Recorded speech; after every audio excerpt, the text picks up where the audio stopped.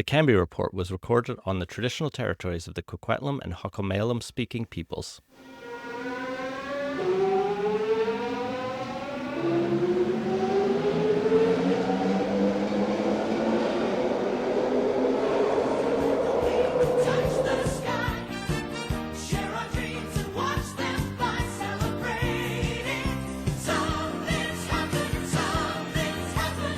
It is October 16th, 2025, and there are 366 days left until the Metro Vancouver municipal elections.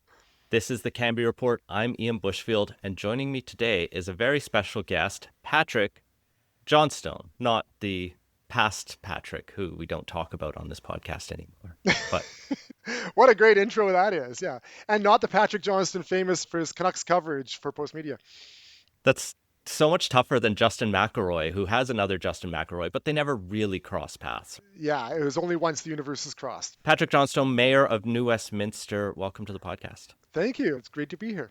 On today's show, we are going to do a State of the Cities. It's 1 year to go until the election, and you reached out saying you wanted to talk about every election in Metro Vancouver. I thought that was a great idea. Yeah, I think that as much as I appreciate the work you do, there's obviously a Vancouver emphasis on a lot of the discussions around the upcoming election. I think it'd be interesting to talk about some of the other 20 municipalities, even if we don't really have time to get into the depths of what's going on in Lions Bay. Absolutely. Before we get too much into that, I have to plug our Patreon, patreon.com/Cambie Report, to support this show. I also want to plug that Vision Zero Vancouver is hosting an event on November 8th. They reached out to me to plug this. It's a Life After Cars event where the hosts of the War on Cars podcast, Doug Gordon and Sarah Goodyear, will be in conversation with Vancouver City Councillor Lucy Maloney downtown at 6:30. Find details at visionvancouver0.ca. And if you're listening and are like, why are you plugging that event? Why don't you plug my event? Reach out to me and we'll consider it for a future show. All right, I already have my tickets for that event. If you have follow-up questions for me after this podcast, I'll see you at Life After Cars. I want to start with a little bit of breaking news from this past week before we get into the State of the Cities.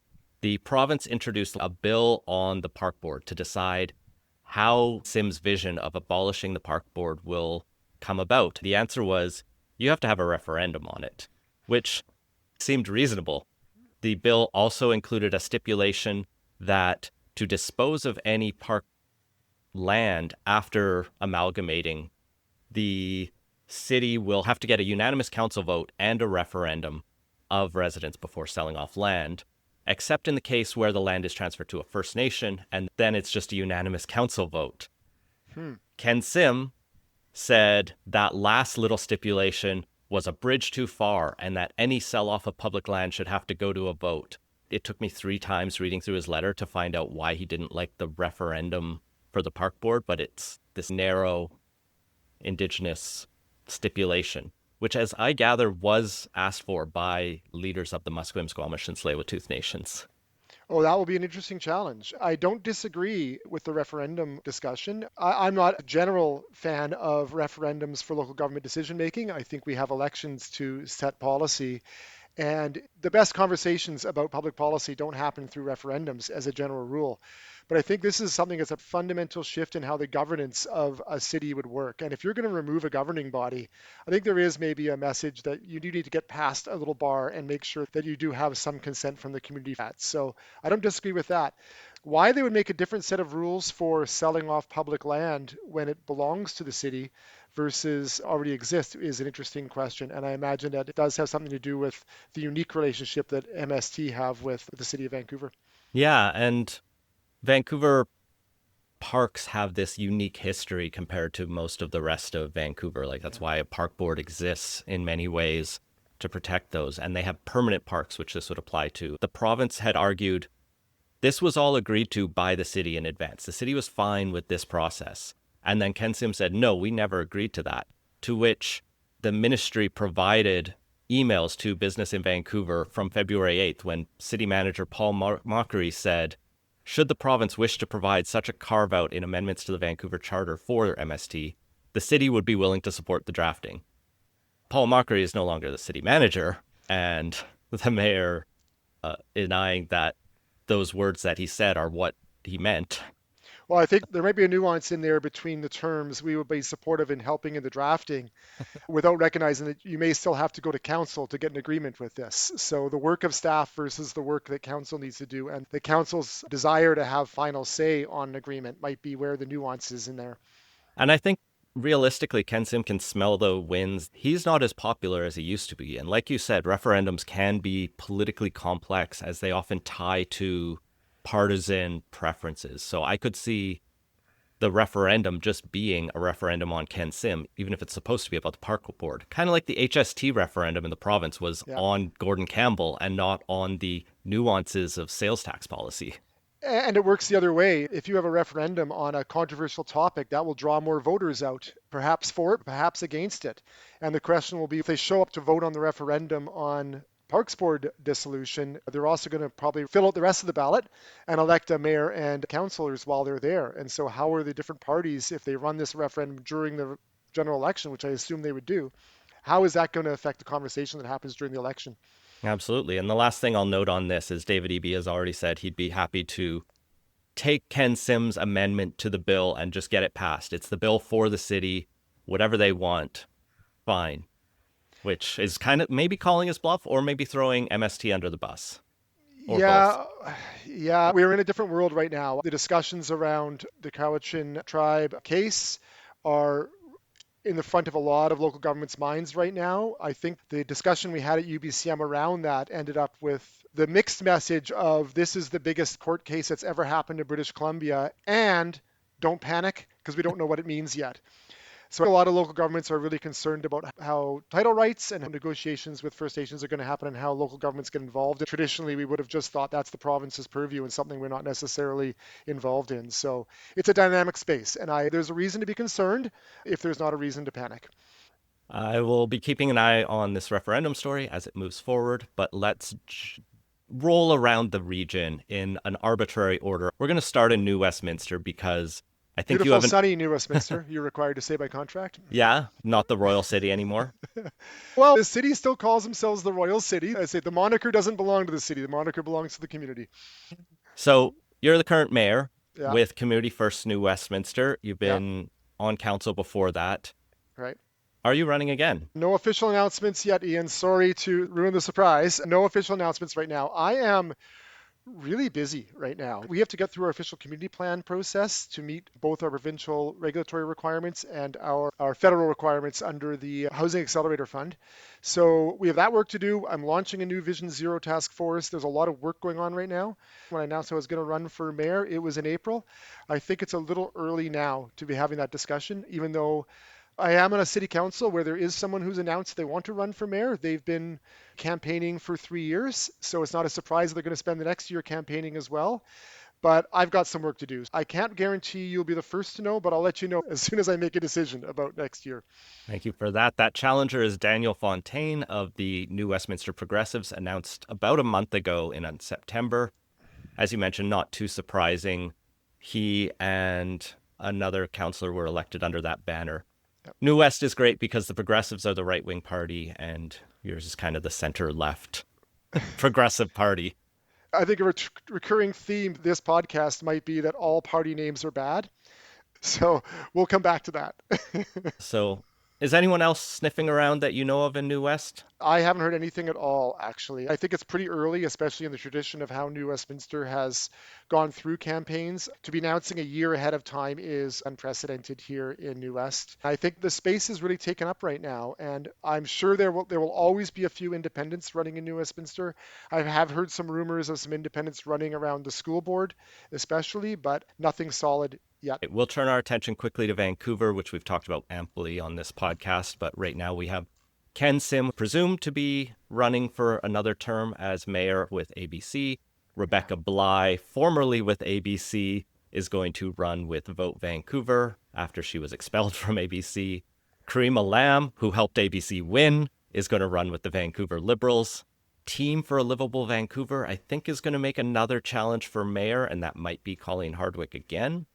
Other than that, we kind of have an open question of who the center-left candidate might be. Yeah. Pete Fry has sniffed around at it. I think the Conservatives are also registered there and a bunch of other places, but no one really knows their plans. You've touched on ABC already and Ken Sims' commitment to running again. Pete Fry was definitely kicking tires. There was some discussion around UBCM around what his plans are.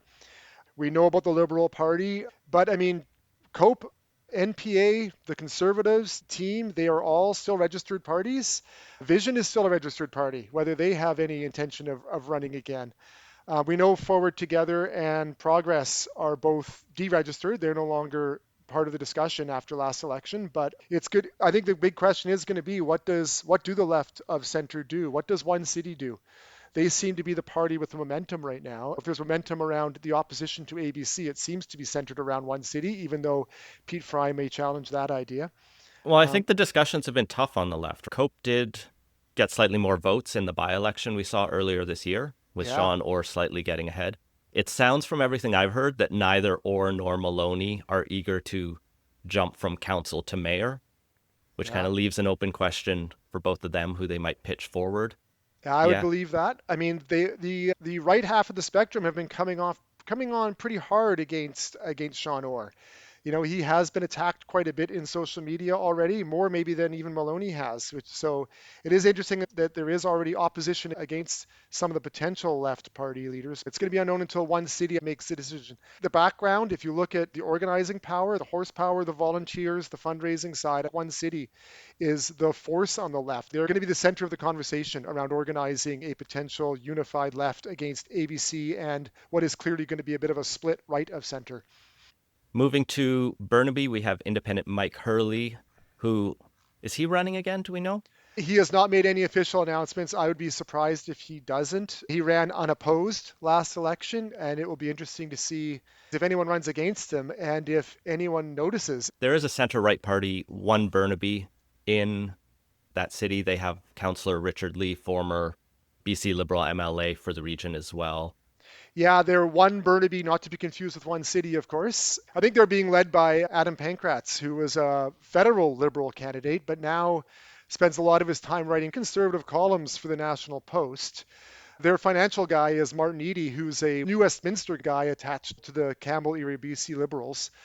And again, the BC Conservatives have registered in this riding, so there may be some interest in finding a right of center response to the BCA domination and Mike Hurley's relatively unopposed leadership there, Yeah, the Burnaby Greens have Joe Keithley on council, but right? they seem disorganized, and I'm not clear that Keithley has any ambition beyond council. And the Greens don't seem like they have really broken higher than that in Burnaby, so I would be Yeah, no, shocked if they tried to go for mayor. yeah, I agree. I think Keithley's general support of Mike Hurley. I've seen them, they do pal around together. They were making music together. I don't think there is an opposition necessarily. I don't know how they differentiate themselves from Mike's relatively center of the road leadership. I think Mike's got works really well with the BC Dominant Council, which has a few progressive, left of center vote members on there between Daniel and Allison Allison. Gu. They've got some dynamic leadership there. So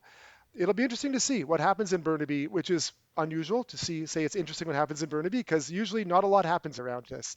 It was interesting in 2018. We'll see if it is again. It'll be interesting to see if anyone does come up and challenge Mike Hurley and what that challenge looks like.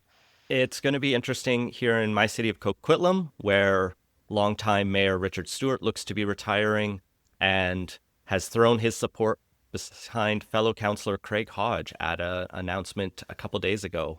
Yeah, it was interesting to see everyone was in that room when Craig Hodge Literally, announced. Matt Jonik, Terry Towner, a plurality of Coquitlam Council was in that Fresh Hat, room. the new news coverage site Uh, for Burnaby New West Tri Yeah, Cities, mentioned that all of council was there. all of council was there. I didn't see any pictures of Trish Mandiao, which is somebody who, just coming off her two successful terms as president of UBCM. I would see her as being someone who might be interested in taking a different role in council, but it sounds like everyone is pretty solidly behind Craig. There were a Interesting if number of other politicians there as well, right? Like MLA Jennifer Blatherwick from the NDP, former MLA Finn Donnelly, or Brad West was in the room, along with some members from POCO Council. My invitation must have been lost in the mail. I don't know who will be up against Craig here. Adele Gamar was a couple times against Richard Stewart.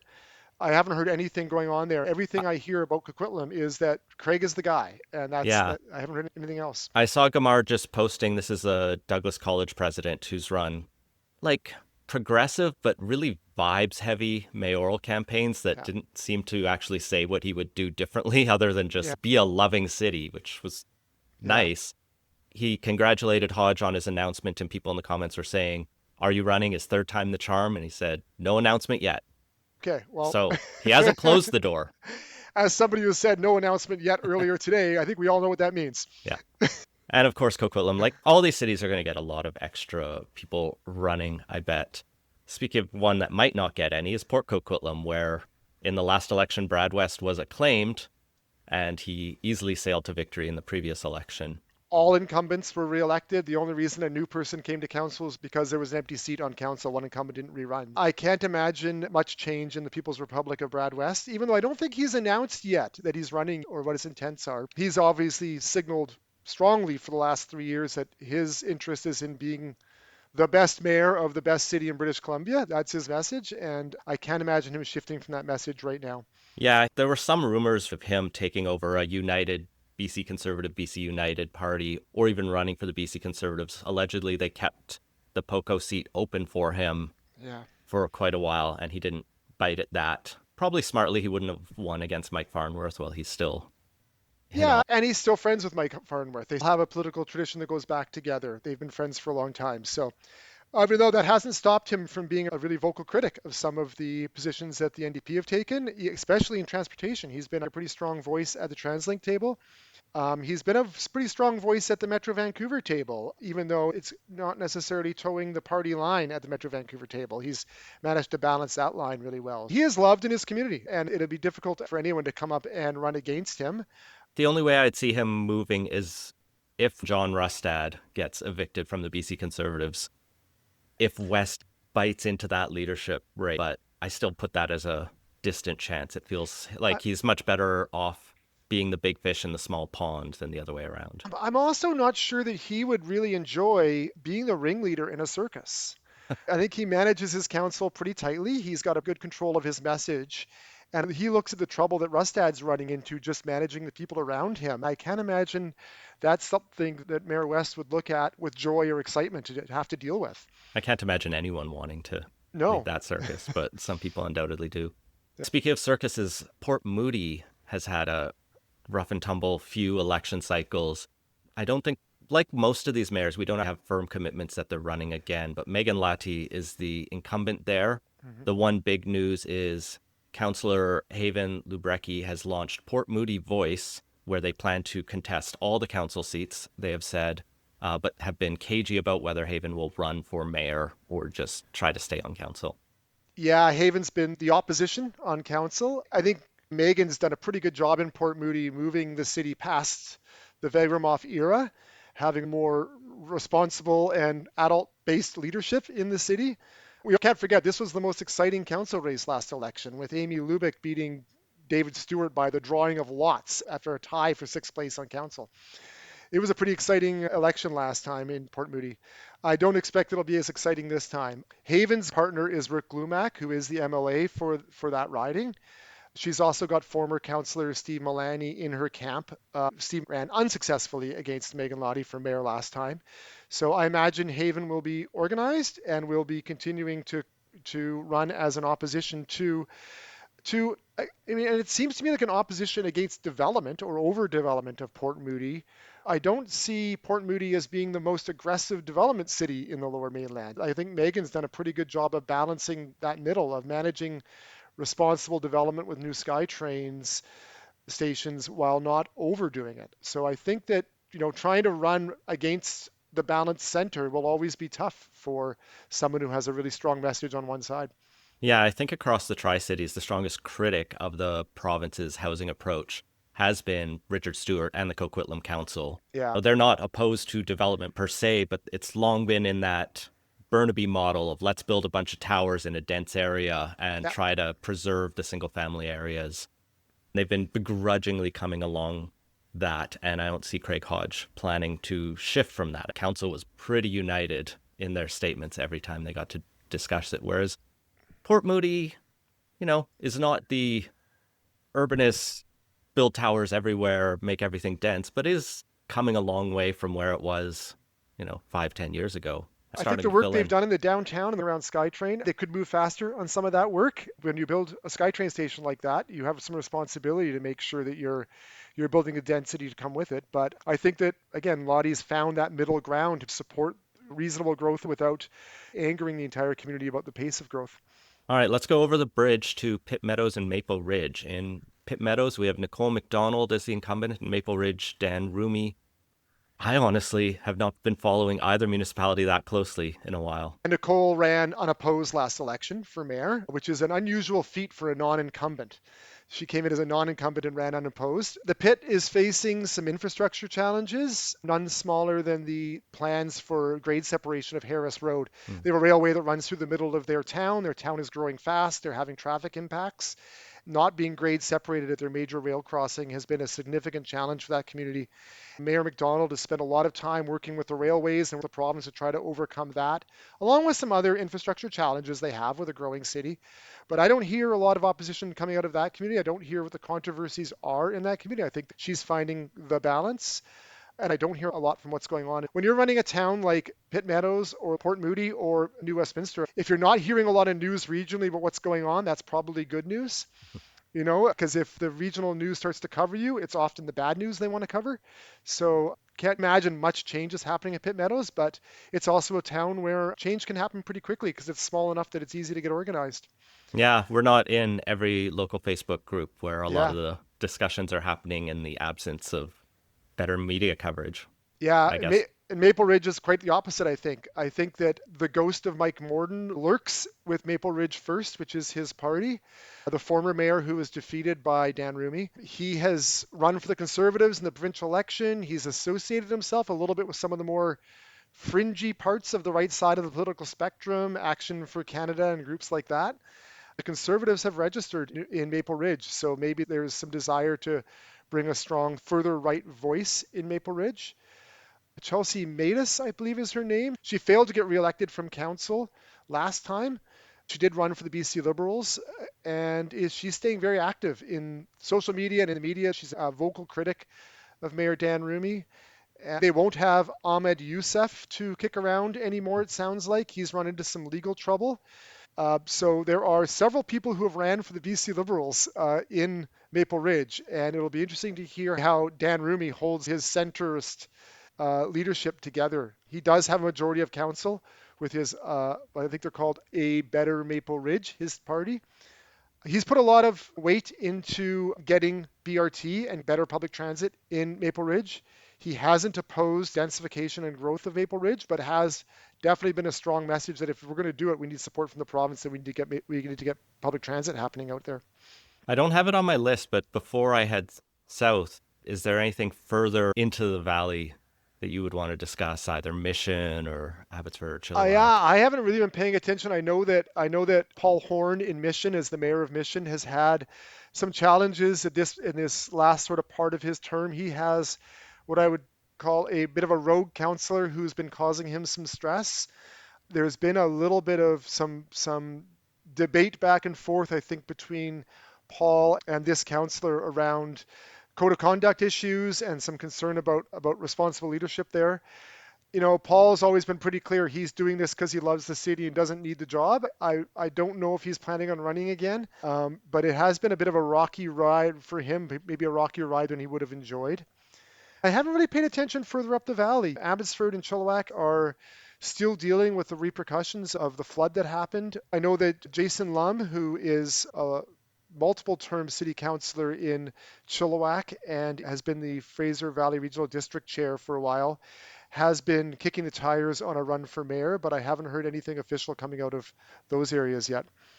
Well, let's turn to the War of the Langleys, as it Oh, was termed by Justin McElroy. Langley Township, where we have Eric Woodward's Progress for Langley, also looking at the hostile takeover of the city of Langley, where Nathan Paschal is the incumbent there. yeah. Township is interesting as there's a by-election coming up in 9 days Wow. where they have 7 candidates running. This includes former City of Langley Mayor Val Vanderbroek, as well as the mayoral runner-up from the Township Blair Whitmarsh, who's been a pretty harsh critic of Woodward. So it looks like this by-election is going to be a bit of a referendum on, do you like how Woodward's running this township? And a former MP and a former MLA running in that as well. It's quite the by-election that Eric Woodward reluctantly called when one of his councillors was elected to provincial government. Misty Van Popta, is that the name? Who resigned, Who so. resigned. She decided she wanted to run, she wanted to do both for a while, Right, and it yes. was determined that was no longer, I think the province actually stepped in and said that wasn't appropriate. Yeah, that was one of the first bills they passed this legislative year. Are we able to now refer to Eric Woodward as embattled? He's been in the news a lot in the last little while. Little of it for him. Yeah, you've mentioned a little bit about his open battle with Nathan Pahal from the city and his basic battle against the city. He's registered a political party in the city, which is an interesting thing for a mayor of an adjacent city to do. But between his contract dispute with the organization that provides animal services to the city, police contract disputes with the city, and disputes over casino money, he seems to be, Plus, his charitable foundation is also in the news. I guess this, I don't know how to put this in a polite way. He's already in a lawsuit with several people who have said unkind things about him, including Rich Coleman and one of his own council colleagues. Also now he's got the media asking questions about his charitable foundation and their finances. It's hasn't been a great last 6 months for Eric Woodward, I'd say. I think he's probably not enjoying the job as much as he might have in the first year or two. But it'll be interesting to see what comes out of this by-election. It wouldn't I don't think it'd be surprising if a couple of people who ran in this by-election, successful or not, are just testing the waters for eventual mayoral run in the city. And to be clear, Eric Woodward hasn't been clear whether he wants to run again. He's even muttered a few times that he doesn't know why he's doing this and he's only trying to do good. Maybe it's not a good use of his energy. I don't know. And how about Nathan in the city? Yeah, again, I think compared to the township, the city seemed like a bit of an oasis of calm. I have some sympathy for Langley City. I feel they're in many ways like New Westminster. They're slowly growing into being a big city. They've been a smaller town for a while. They're making investments right now. They were always the lowest taxed city in the region, and Nathan is boldly leading them into being the second or third lowest tax city in the region. So actually spending a little bit of money on some infrastructure, recognizing that the SkyTrain is coming and they need to start planning for that. I think he has also spent a lot of time fighting off the aggressive moves from the township. I have not heard officially whether he's running again or not. I think he's quietly doing a good job in that city and holding his council together. Well, speaking of places that are having RCMP fights, let's move into Surrey. Brenda Locke's Surrey Connect is the incumbent there after she defeated Doug McCallum in the last election, who came in with his own circus. Linda Annis has already announced that her new party, Surrey First, is going to run. She's going to run for mayor, and she's got a slate of council candidates already starting to come together. Including former Global News journalist Janet Brown. So another interesting race coming up in Surrey. It's always interesting seeing how many names come forward in Surrey and just how it breaks. I think the last two elections, the mayor won with under 30% of the vote. Yeah, I'd be foolish to pretend that I have any understanding of how politics in Surrey work. It is a strange environment. I think it's interesting to see a transformation of Brenda Locke. She spent a lot of time in her first year or two having the police fight with the province about RCMP versus Surrey Police Service. She didn't win that fight, obviously, but I think she also probably lost a little bit of momentum in her persona, in her lost a bit of political capital. But in the end, 2 years later, she might just be remembered as someone who fought for her community. I think she is a strong voice and often fights for her community. So I think if you asked me 2 years ago what her chances of winning again as mayor, it'd be a different answer than today. I think she's repositioned herself pretty effectively politically. Linda Annis is obviously announced that she's been the Cash Heat and Daniel Fontaine connection of folks who have been the lone opposition on their councils and are announcing early and working together to bring a different voice. Bruce Clark, the brother of Christy Clark, comes up because he has registered the Civic Liberal Party in Surrey. And that would be an interesting, I don't know who that's going to be backing, but to see Bruce Clark involved and organizing a Liberal Party in Surrey, much like the Liberal Party in Vancouver is being organized, it might be an interesting voice. Mike Starchuk, there are many rumors about Mike Starchuk potentially running, the former MLA for Surrey, running and supporting again maybe the left side of the spectrum, or at least the Labour left side of the spectrum in Surrey. I would not be surprised to see another person win with less than 28% of the vote that Brenda carried last year to win the election. It could be a very interesting race. Yeah, they manage to attract a lot of high profile candidates every year. They get, a few ex MLAs or ex MPs. Past mayors seem to really like to run again.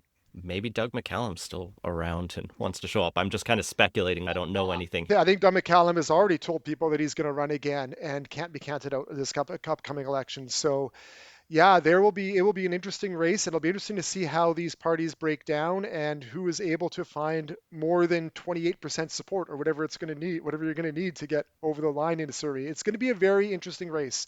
Do not count out Brenda Locke. I do think she has shifted her persona a bit regionally, and I think Surrey likes a fighter. Surrey likes a scrapper, and I think she's doing a good job speaking for her community in that sense. Even if I don't agree with her politically on some of the things she's fighting for, like an expanded Pattullo Bridge.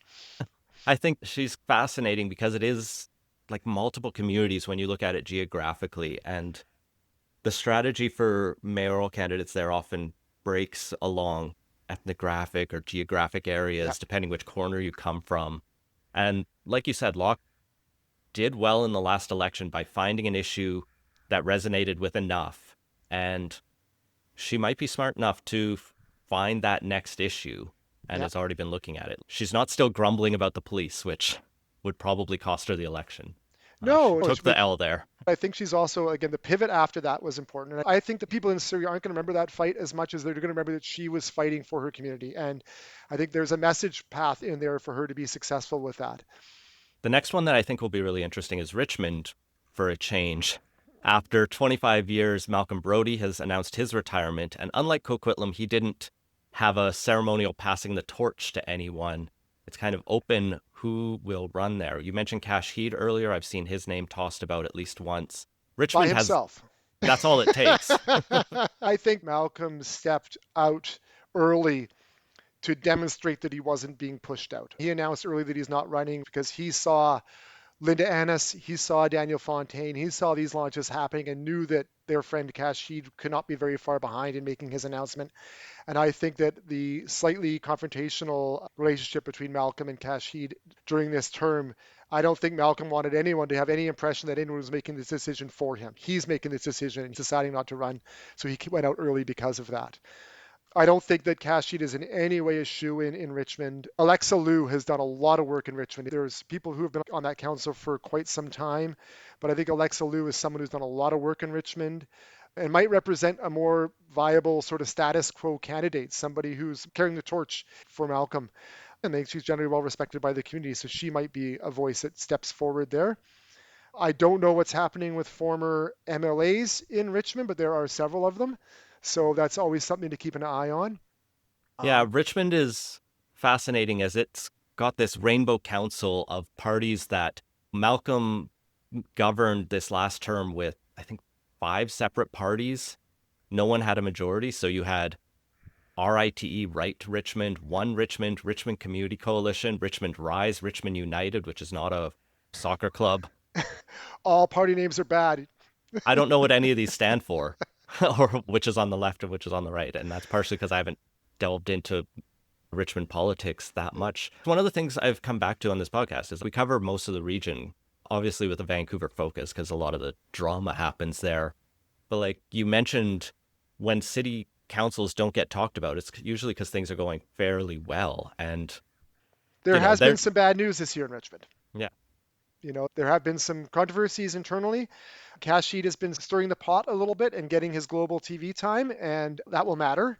Richmond Rise. His is Richmond Rise. Okay, yeah, I'm not sure which one is his. I think they operate very much in Richmond around more of a slate model than a party model. I think that they do that thing of running as slates, and they always have, and then showing up and being 9 members of council when it's time for council to do their work. Cash Heat has maybe thrown a wrench in that plan, but I think there is a lot of parties there, but I don't think they fought each other around the council table. Carol Day is also someone who you might think about in that she's been on council for quite a while. She had ambitions of running provincially, might even have run federally in the past for a couple of different parties. She's always using her voice effectively in Richmond.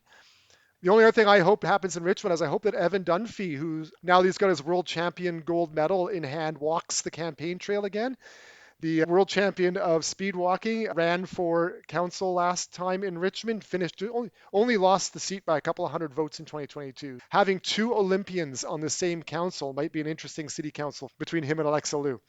Next up, I have Delta, where George Harvey's achieving for Delta looked like an unstoppable force in the last couple elections. Now he's facing some dissent as Dylan Kruger, one of his allies, might be challenging him. There was definitely an A2 Brute moment there, I think. And Dylan is already running hard. It's going to be interesting. I think that maybe Dylan's announcement or starting to run for mayor might have been the earliest start in 2026, except for maybe in New Westminster. People close to Harvey are convinced that he's up for the fight and will run again. This is a riding where the BC Conservative Party is registered. You've got two sort of leaning right BC Liberal folks already fighting for space in the center right. With the BC Conservatives, if they decide to run a candidate for council or for mayor, this would be a city where if you were a radical lefty looking to come up the middle in a mayor's race, this might be the place to do it. A move to Ladner might not be a bad strategy for that. But it's going to be interesting to see George and Dylan, former colleagues and supporters of each other, fight this out if they both take it all the way to a race for mayor. Vancouver actually just scooped Delta's city manager. Right. And they're in the process of hiring a new manager. But the last story I saw was Harvey was urging a pause on their process as they need to rethink and decide what they want to do. Oh, that's interesting because I think when they hired Donnie Van Dyke, they did it relatively quickly.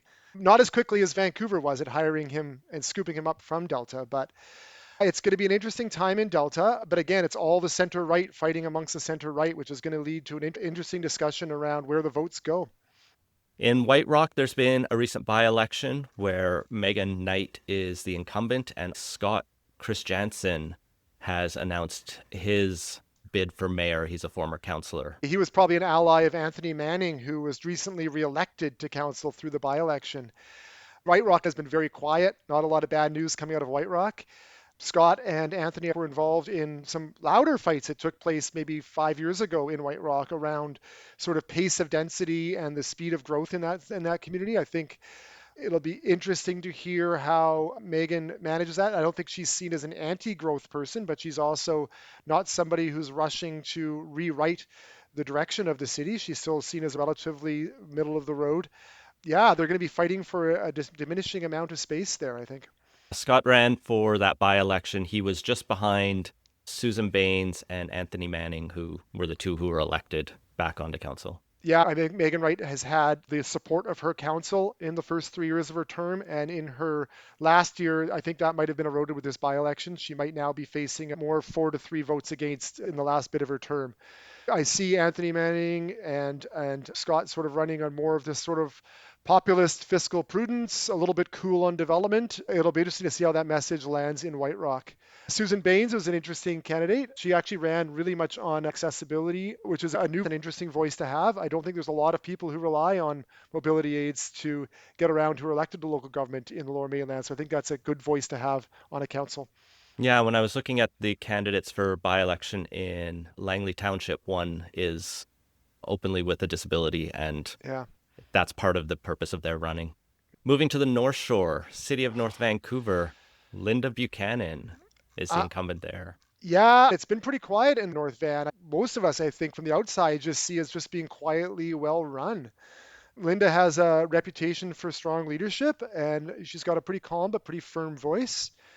I think the two biggest issues facing North Van City are not really the city's issues. They're transit access, and which is TransLink's issue, and the cost of the wastewater treatment plant disproportionately falling on North Van taxpayers. She's been a strong voice at TransLink and Metro Vancouver on those issues, even if they're not getting quick results on the North Shore. I think between her and Mike Little and Mark Sager, they're all aligned on that. It'll be interesting to find if someone comes up with a critique of her leadership that lands on either of those issues.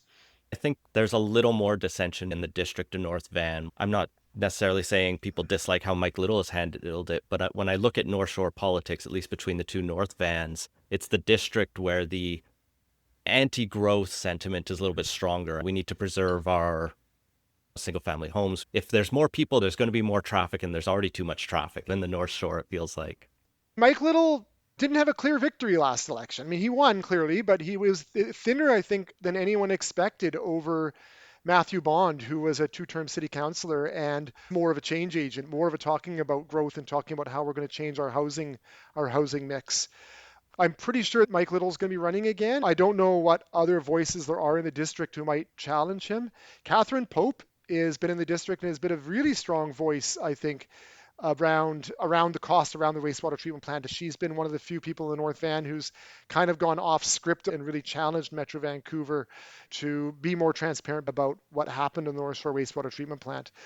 I think the fight I've heard mostly from the North Van District and North Van City has been more, how are you going to help us share this cost, as opposed to an argument about the decisions that were made to approve the plant.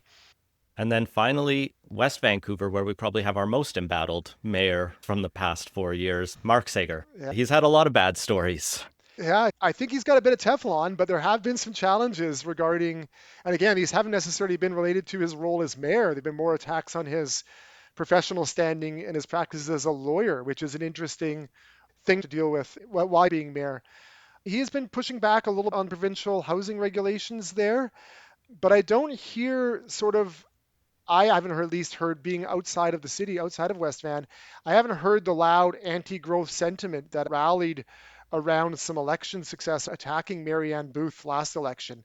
She ate a lot of the discomfort that some of the louder voices in West Van had around changes in housing and growth. I don't hear that landing around Mark Sager right now. I don't know what's going to happen there. I don't, again, West Van is a city of whose politics I cannot pretend to understand. Aside from the smaller communities, the Bowen Islands, the Belcarra Anmores, any we missed or that you want to get in before we close off? No, I don't think so. I've heard Bowen. I heard that Andrew Leonard wants to run again for Bowen Island. I haven't heard anything from Belcarra, Anmore, or Lions Bay. Andrew's comments on the CBC were interesting. He said, like a lot of mayors, I've been dealing a lot with OCP updates and provincial regulations and addressing issues like that. I haven't got to do my mayor thing that I got elected to do, which are some of the ideas I have for my community. So I want a second turn to be able to do that, which I think is an interesting message that maybe some other mayors might also share, because we have been busy dealing with provincial regulations, dealing with some provincial issues. And maybe you'll hear a few mayors say that when they talk about their second run. Yeah, I'm curious how much they'll pitch that positively versus as a fight against the province. Like, elect me to keep fighting.